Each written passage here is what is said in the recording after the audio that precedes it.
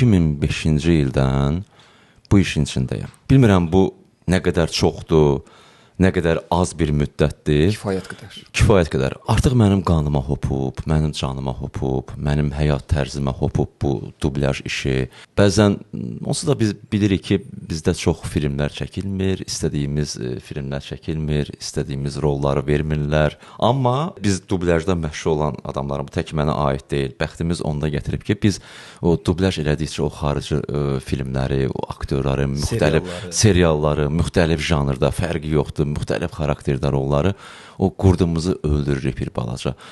Onu mən tam xarakterizə etmək çətin olacaq mənim üçün, amma mənim bir həyat tərzimə çevrilib. Ola bilər ki, mən söz vermirəm, bəlkə də 1 ildən sonra, 2 ildən sonra deyə bilərəm ki, mən artıq dublyaja stop qoyuram. Doydum. Doydum, bezdim, doydum. Ola bilər.